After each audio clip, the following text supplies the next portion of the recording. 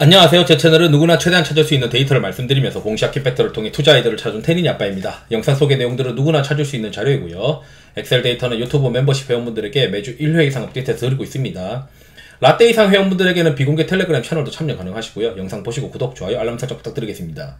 지난주 금요일에 이제 시장이 괜찮을 때는 이런저런 이슈가 있으니까 한번 살펴보자 이렇게 말씀드릴 수 있는데, 지난주 금요일에는 저는 이제 제가 가지고 있는 어떤 엑셀 데이터나 이런 걸 봤을 때 문제가 있는 시장이다, 지금 이제 조심해야 된다 이제 말씀드렸는데, 이제 그때 말씀드렸던 업종 쏠림 지수를 추가로 업데이트를 해서 말씀드리도록 하겠습니다. 저는 이제 이 업종 쏠림 지수가 올라가는 국면이고 코스닥 지수가 3일 11선을 이탈한 상태에서는 무조건 현금 비중을 차지합니다. 거기에 이제 나스닥 지수나 필라델피아 반도체 지수나 이런 중요한 엔비디아의 어떤 주가가 11선을 이탈하면 추가로 10% 또 현금을 차지하고 확보하고 이렇게 하거든요. 오늘 이제 업데이트 해보니까 좀 더 올랐어요. 본격적으로 이제 업종 쏠림 지수가 올라간다고 보고 있습니다. 이게 과거에 올라갈 때 지수가 떨어져요. 올라갈 때 대부분 지수가 떨어집니다. 이제 엄청나게 이제 과매도 되어 있어서 시장이 이게 올라갈 때 올라가는 경우가 간혹 있어요. 그럴 때는 언제냐면 이 초록색이 위에서 떨어질 때, 그럴 때는 이 상관관계가 그래도 이제 작동을 하니까 괜찮은데, 지금은 이게 위에서 떨어질 만한 상황은 아닌 것 같고, 업종 쏠림 지수가 올라가면은 둘 중에 하나예요. 시장이 엄청 어렵든지 일부만 올라가든지 일부만 살아있든지 또는 지수가 빠지든지 둘 중 하나일 겁니다. 그렇기 때문에 일부만 올라간다? 그러면은 내가 가지고 있으면 되지 않나? 이렇게 생각할 수도 있겠지만 그 구간에 현금 들고 있는 게 훨씬 나아요. 왜냐하면 내가 그 일부 수혜되는 업종들, 그러니까 일부만 살아있는 업종을 들고 있지 못할 가능성이 더 높기 때문입니다. 그래서 시장이 붉은색이 올라갈 때는 장이 안 좋기 때문에 웬만해서는 이제 피해야 돼요. 여기도 이제 피해야 되는 구간이고, 심지어 초록색이 올라가고 붉은색이 올라갈 때는 더 피해야 됩니다. 이번에는 지금 올라갈 때 이 초록색이 올라갈지 내려갈지는 잘 모르겠어요. 이 초록색이 내려간다는 거는 순환매가 계속 발생되는 거고, 순환매가 발생되지 않고 일부만 만약에 살아남는다면 초록색이 아마 올라갈 겁니다. 그럼 그 다음에는 이제 시장이 좀 해볼만 하겠죠. 붉은색이 충분히 올라가고 초록색도 충분히 상관관계가 올라간 다음에 이제 내려가는 국면이 이제 나타날 테니까.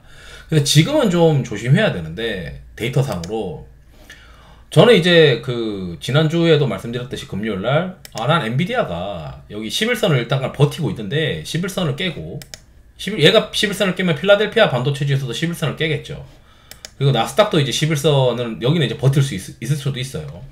마이크론의 실적 발표가 이제 26일에 한국 시간으로는 이제 27일날 이제 오전에 이제 영향을 줄 텐데, 이 마이크론 실적 발표까지 보고 주식을 줄이거나 늘려도 되긴 하겠지만, 일단 지금 구조상으로는 저는 이제 11선이든 이걸 이탈한다.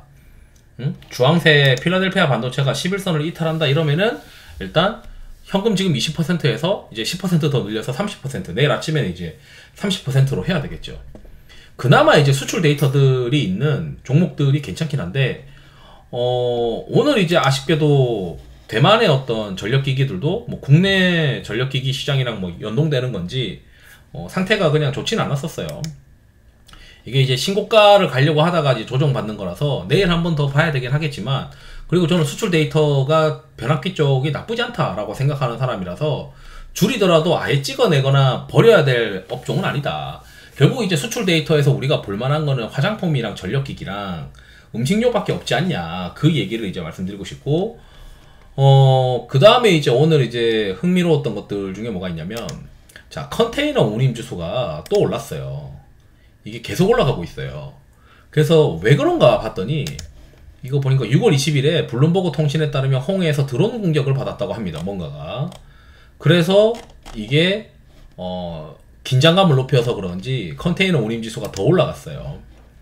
그리고 이제 탄산리튬 이런 거 막 떨어지고 있거든요, 지금. 탄산리튬 상태가 지금 굉장히 안 좋습니다. 그래서 2차전지 쪽에 대해서 계속 부정적으로 볼 수밖에 없어요. 일단 탄산리튬이 저점이 잡혀야 이걸 뭔가 해보든가 하죠. 근데 지금 이제 신저가로 뚫고 내려가려고 하는 모습이라서 이 탄산리튬이 2차전지에 대한 수요를 어느 정도 대변하는 상품 가격이거든요. 그래서 이 부분도 조심해야 되고, 그 다음에 구리 가격도 지금 썩 좋지 못해요. 좀 올라가는 듯 하다가 다시 내려오고 있거든요. 그래서 전력기기에서도 변압기만 이제 보지 전선 쪽은 좀 애매할 수도 있어요. 제가 봤을 땐.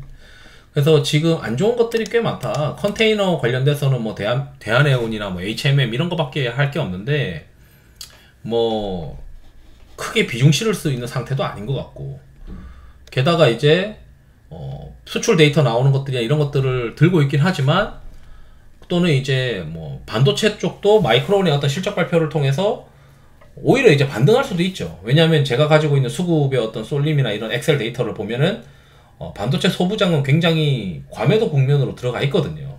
그래서 그런 것들도 다 버릴 수는 없어요. 그래서 현금 비중을 이제 어떻게 가져갈 거냐에 대한 전략만 지금 잘 짜야 되고, 업종 쏠림 지수가 올라가는 국면이고, 거기에 이제 장중에 오늘 저녁에 어떻게 될지 모르겠는데 엔비디아가 이제 플러스가 되면은 베스트죠. 필라델피아 반도체도 더 안 빠지고 그러면은 현금 비중 20% 상태로 그냥 유지. 그렇지만 엔비디아나 뭐 필라델피아 반도체나 또는 나스닥 지수가 예를 들어 더 떨어졌다. 그러면 이제 현금 비중을 10%더 차지해서 나는 최대한 한 50%까지는 현금 비중을 단계적으로 늘려야겠다. 뭐 이렇게 이제 전략을 세워두고 시장을 계속 맞이해야 되지 않나, 이렇게 생각이 듭니다.